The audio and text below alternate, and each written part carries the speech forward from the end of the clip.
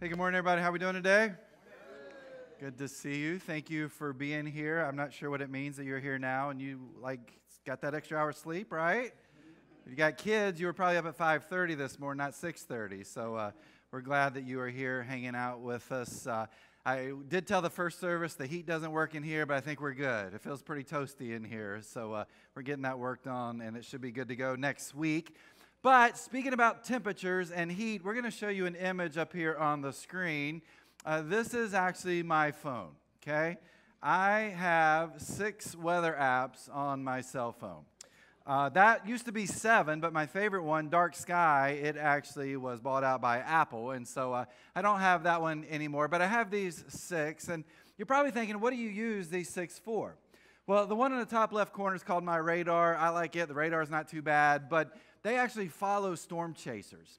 And because they're these storm chasers, they're showing their live footage. And so when these storms hit, I like to watch the footage of these storm chasers as they're out risking their lives, hopefully for the betterment of us. And so there's that one. Then there's this radar scope in the top right-hand corner.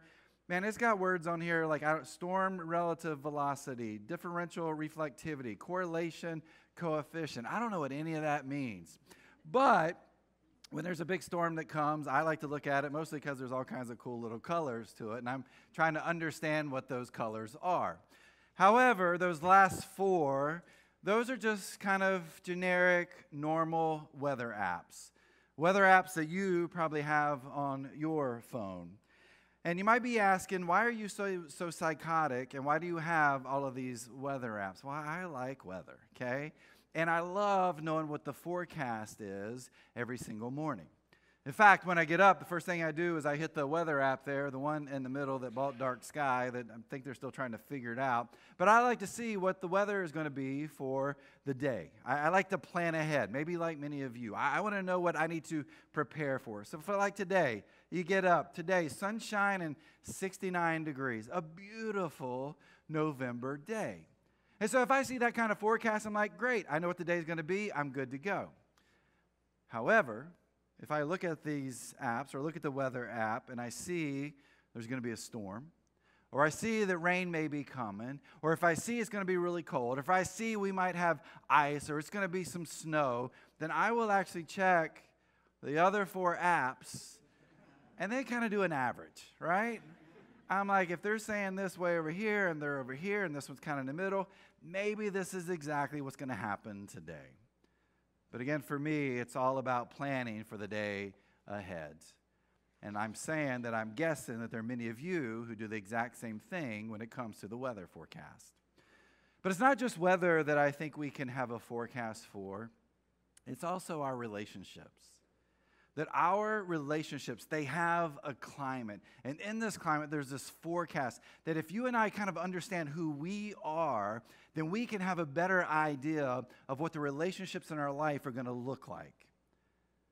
We're in this moment of the year where this is the relationship season, right? Thanksgiving is about 19 days away. Christmas is 49 days away. And so we know during this time period, we spend a lot of our time with people. We spend a lot of our time in relationships. We spend a lot of our time with coworkers and friends and neighbors and, oh, by the way, with family. And so as we head into this relational time of the year, what would it look like for us to understand ourselves better so that we can better understand the relationships that we have? Because for some of us, we're looking forward to this time of year. Because for us, man, we love our family. We love the time with them, and it's fun and exciting, and we have a great time. But then there's others of us, we probably struggle with some relationships in our family. Like there's 1 or 2 or 10 people in our family that we really have a hard time with, and we're already starting to play out what that's going to look like here at Thanksgiving. We're starting to think about what this is going to look like when it comes to Christmas and how this relationship is going to play out in our mind. And so we're already thinking about the conversations and the interactions, and we're already starting to get anxious about what's going to happen. But what if we begin to understand ourselves better? So when the time comes to be in those relationships with these individuals we might have some tension with, we're in a better place. So that's how we're going to spend our time over these next few weeks in this series. But as we begin, I think the most important thing we need to understand is that our relationships are the most important asset that you and I have in our lives. And I'm not just saying that for myself, and I'm not just making that up. I mean, Jesus says this. In Matthew chapter 22, he's asked a question from this religious leader. And here's how Jesus responds in verse 36. This person says, "Teacher, which is the most important commandment in the law of Moses?" Jesus replied, "You must love the Lord your God with all your heart, all your soul, and all your mind. This is the first and greatest commandment. A second is equally important. Love your neighbor as yourself. The entire law and all the demands of the prophets are based on these two commandments." Here's Jesus here is responding to this guy, and he's saying everything in your life is connected to relationships. And Jesus says the first and most important relationship is your relationship with God. But then he says the relationships you have with others are the second most important relationships. And everything in life falls in line with that. In fact, Jesus says all those other commands, all those other laws, all these other things that you're telling people to follow, like if you love God with all your heart, soul, and mind, and you love people like you love yourself, guess what? All those other things, they just kind of fall underneath those two sets of relationships. And that's why it's important for us to understand ourselves in our relationships. Because who we are deep down influences our relationship with God. And who we are deep down influences our relationships with others. But maybe that's the reason we have fractured relationships and broken relationships and messy relationships, that it may not necessarily be the other person. Maybe in the end what we understand is that's because of me. And if we can understand ourselves better, then we can know the relational forecast for the relationships in our lives. Well, to help us understand this a little bit better, we're going to be looking at a story in the Old Testament. You got this guy who has this broken relationship with God, and he also has a broken relationship with a family member. But God comes to him, it's like, hey, you need to change your forecast. You need to change who you are, because if you don't, then destruction is going to come to you, and it's going to come to these relationships that are so important. And so we're going to spend our time in Genesis chapter 4, starting with verse 1. Here's what it says. It says, "Now Adam had sexual relations with his wife Eve, and she became pregnant. When she gave birth to Cain, she said, 'With the Lord's help, I have produced a man.' Later, she gave birth to his brother and named him Abel." You're probably familiar with this story. Even if you didn't grow up in the church, you probably know this story. But let me give you a little quick background. God creates everything, right? And then the last creation for God was humanity. And God says, hey, here's the deal. Adam, Eve, here's what I want you to do. I want you to enjoy this place. Enjoy this garden. It is yours. Rule over it. Have fun. But there's this one tree that I don't want you to eat from. And what happens in the story? The serpent comes, has this conversation, says, hey, guys, God's actually lying to you. You should eat from this tree. They eat from the tree. They're kicked out of the garden, and then they've got to fend for themselves.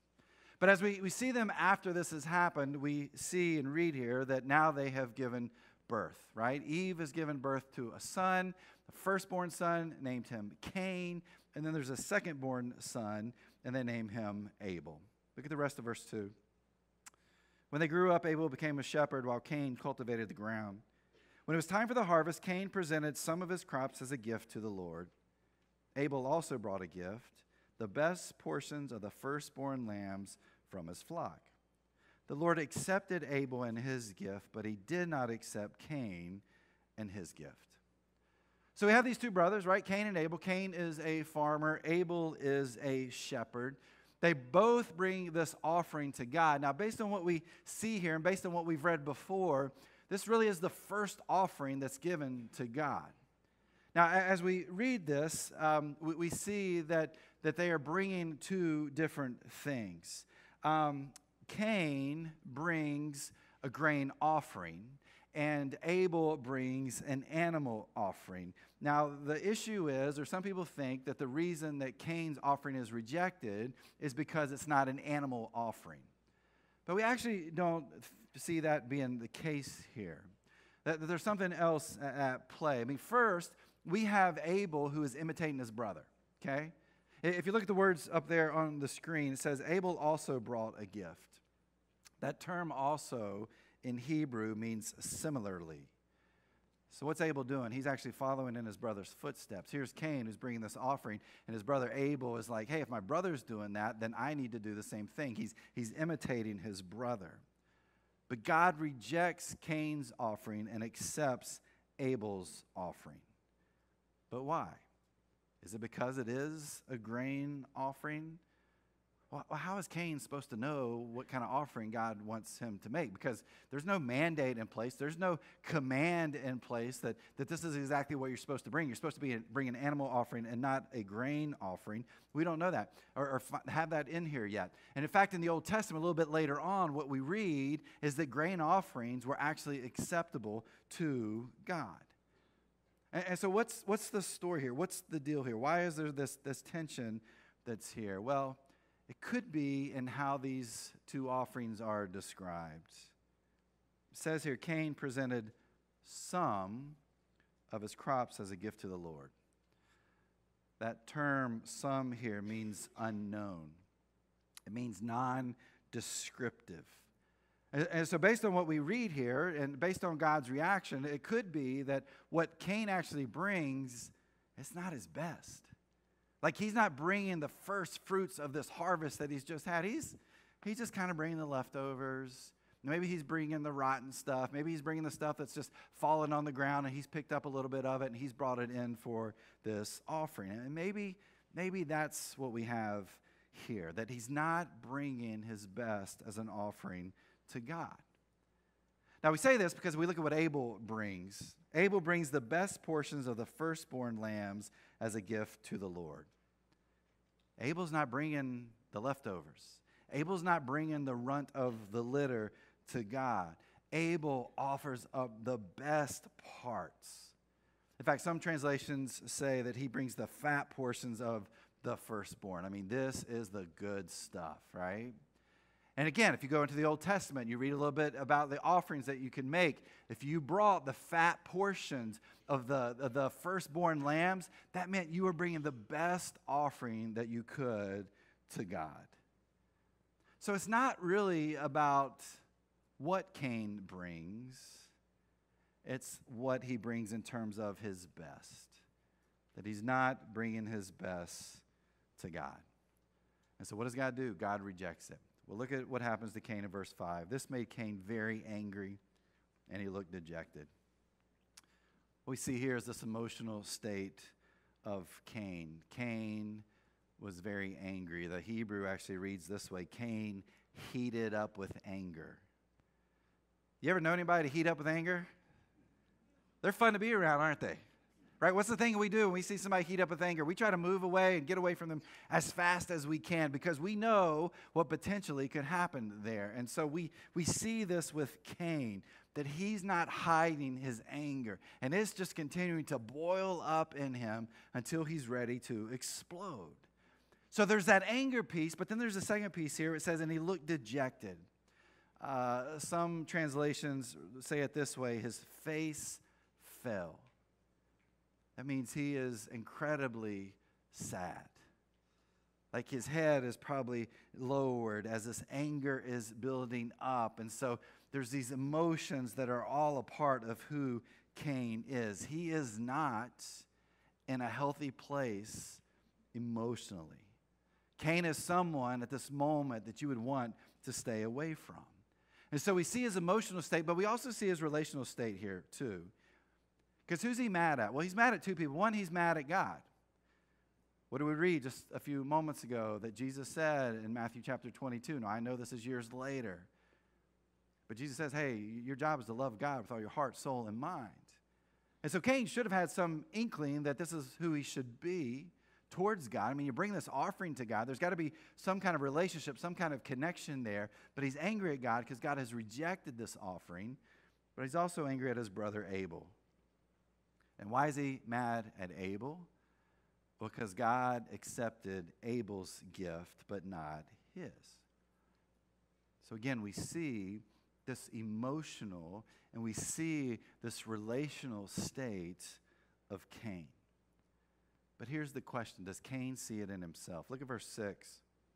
Why are you so angry? The Lord asked Cain. Why do you look so dejected? You will be accepted if you do what is right. But if you refuse to do what is right, then watch out. Sin is crouching at the door, eager to control you. But you must subdue it and be its master. What do we see here? God asked Cain these two questions. Why are you so angry, and why do you look so dejected? I mean, God sees in Cain the problem, the issues, right? Sees the emotional state, the relational state of Cain. But then God makes a very specific statement towards Cain. God says, hey, Cain, be aware of your emotions. Hey, Cain, you need to master your emotions, because if you don't, you know what's going to happen? Destruction. You're going to destroy the relationships that you have with me and destroy the relationships you have with other people. But again, there's kind of this question, why is Cain struggling with this? Maybe Cain thinks he's actually better than his brother. Now, this would kind of make sense if you think about the scenario that we have here. And part of this, we can go back by looking at their names. Names in the Bible have meanings to them. And so if we look at their names, we can kind of learn a little bit about some of the culture here, the family culture that's happening within this particular family. Eve names Cain, and Cain actually means to create.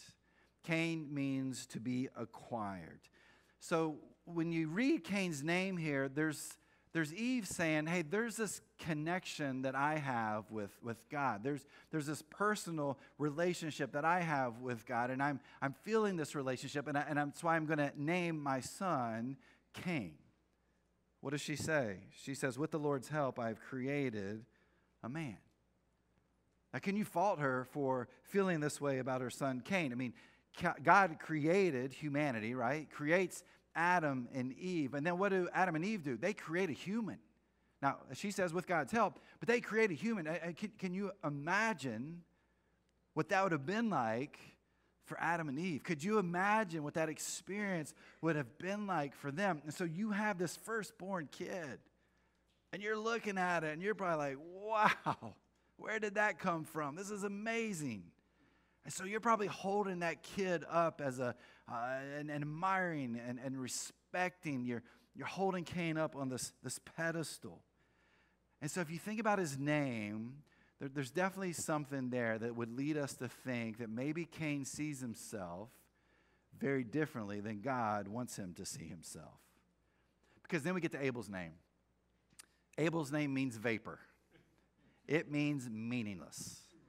Right? So if you know that name, what does that mean? That means that, Abel, you're not here very long, buddy. Your storyline is not going to be anywhere like your brother Cain. I mean, Abel is nothing. That nothing good is coming for Abel. And so we see these two names. We see Cain and like this connection to God, and then we see Abel's like, hey, you're a vapor, you're a mist. You're not going to be here very long. And so maybe Cain is beginning to look at himself and think, hey, I'm much better than my brother. I wonder if this is a test that God is giving Cain. Because Cain is the firstborn. Cain probably thinks that he is more important. Cain probably looks at himself as the apple of his family's eye, pun intended. You'll figure that out in just a little bit as you think about that. But for Abel, it's totally different, right? For Abel, he's sort of this afterthought within the family. And so here's Cain is like, why is God exalting my brother? Because he's not the most important. I was the first one that was born. I was the first human that was born. Look at me, and look how my family exalts me. Why should God reject what I'm offering to him and accept what Abel gave? Again, maybe Cain doesn't see who he truly is. And he's not able to understand how the emotions that he have, how those are feeding into and influencing the relationships in his life. So you and I, we are our emotions. Whatever our emotions are is who we can easily become. Now, please hear me out. I'm not saying emotions are bad, okay? I'm not saying we should be emotionless people. But if we're not careful, our emotions can take over who we are, and they will feed into the relationships we have, the relationship with God and the relationship that we have with other people. Think about marriage. Why do marriage struggle? Well, too often, it's because we're not aware of our emotions.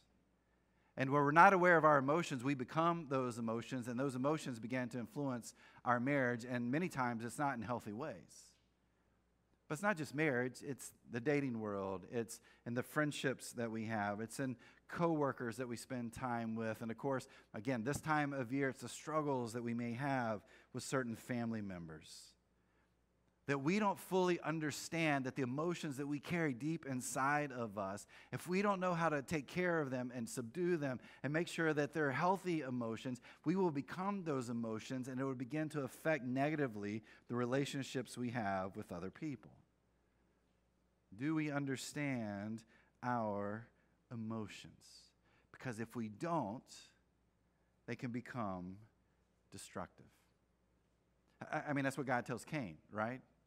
Go back and see what God says to Cain. He says, sin is crouching at the door, eager to control you. But you must subdue it and be its master. Now, what God says here is actually pretty interesting. There's that word crouching there, and it's actually connected to a wild animal that is crouching and ready to pounce and attack its prey. Why this is so interesting is because if we go back to Adam and Eve, Cain's parents, what do we see? We see the guy says, hey, your job is to rule over all these animals. That's what I want you to do. This place is yours. Your job is to rule over these animals. But what happens to Adam and Eve? The animals end up ruling over them, right? The serpent shows up and is like, hey, you don't need to believe what God's telling you. And they give in, and they don't end up ruling over the animals. Really, the animals begin to rule over them. And so here is Cain, who God is saying, hey, if you're not careful, this inner animal that you have in you, it's not really going to be any different than your parents. You're going to end up just like them. Like if you give in to this inner animal that's crouching deep inside of you, that's ready to pounce and attack, man, it's going to be destructive to you. It's going to be destructive to the relationships that you have in your life. And so here's God giving him a warning. But what's Cain do? He holds on to those negative emotions. And he becomes those negative emotions, and he lives out those negative emotions in his relationship, specifically with his brother Abel. Look at verse 8. One day, Cain suggested to his brother, let's go out into the fields. Now you kind of read that and you're thinking, well, maybe things have changed for Cain, right? He's feeling better. He's like, God, you're right. I need to mend this. I need to fix this. I need to get rid of this face that looks all sad and all this anger that's heating up inside of me. I'm going to take my brother out for a picnic. Everything's going to be great, right? But that's not the story, is it? And while they were in the field, Cain attacked his brother Abel and killed him. In our world today, we call this premeditated murder. This is planned. There are no witnesses around. I say that because, of course, if you know the rest of the story, God is there and sees this. And in the end, Cain's really not any different than his parents. The animals are now ruling over him. The inner animal deep inside of him has come out and has pounced, and he's given into this sin and this anger and this sadness and his negative emotions. And in the end, he ends up killing his brother. But God had warned him. God said, you've got two options, Cain. You can let your emotions overtake you. And if you do, it's going to be destructive to the relationships, the people around you. Or you can subdue, you can control those emotions, and you can live the life that I have created for you to live. I look at Cain and Abel here, and it is a reminder to me and hopefully to all of us of the power of our emotions. Our emotions have the power to kill relationships. But at the same time, our emotions have the power to strengthen and heal our relationships. But like Cain, we get to decide what path we want to take. But how can we be more aware of what's deep down inside of us? And so I want to spend the rest of our time kind of talking about how we can understand ourselves a little bit better. But let's start here. One thing that you and I are really good at is understanding the climate of other people, okay?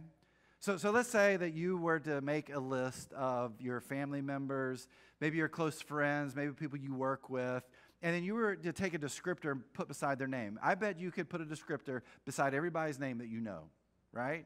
Like you might say this person, let's say at work, you've got this person, and this person, they're an encourager, because that's all they do. They just encourage people all the time.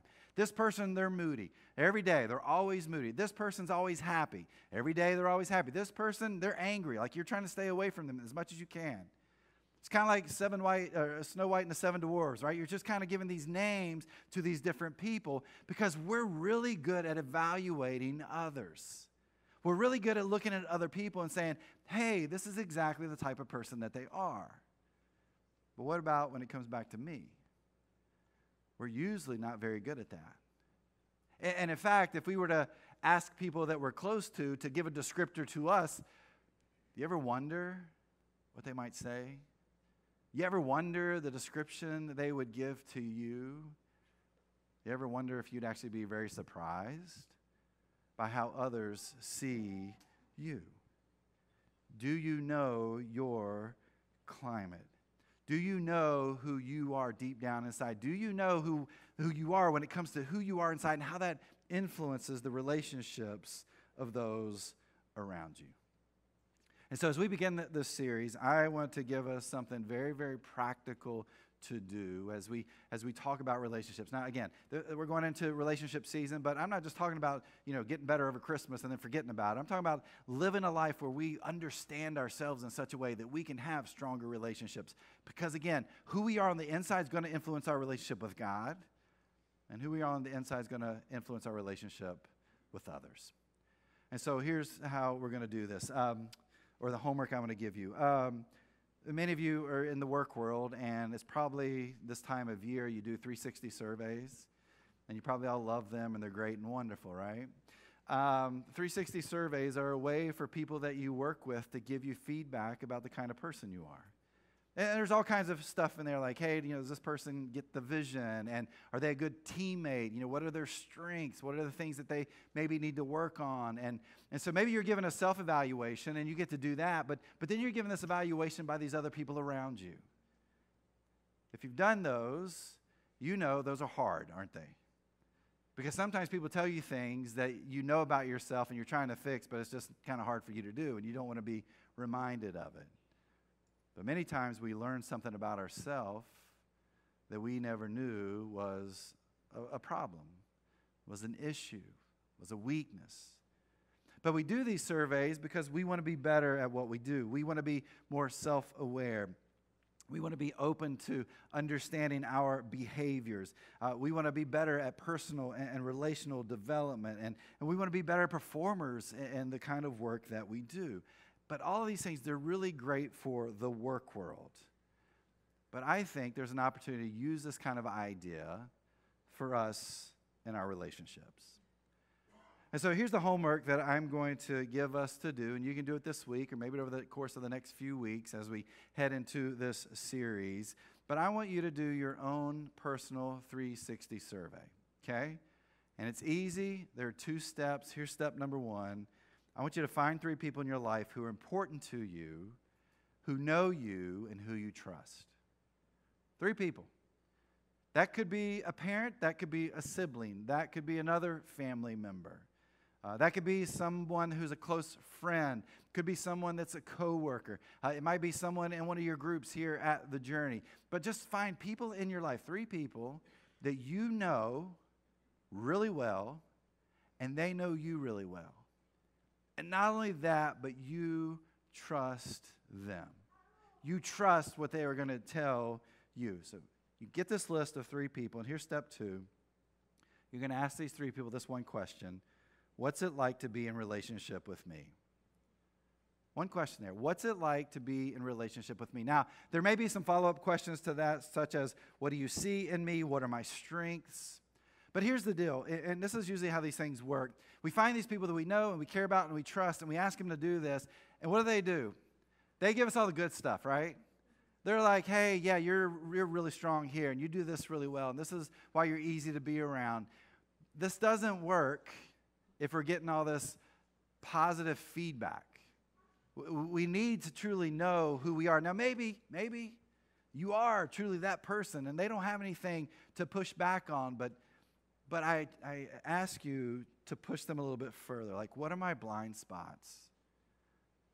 Because here's what I will tell you. Every single one of us in relationships, we have blind spots. Where do I fail in my relationships with others? What do you see in me?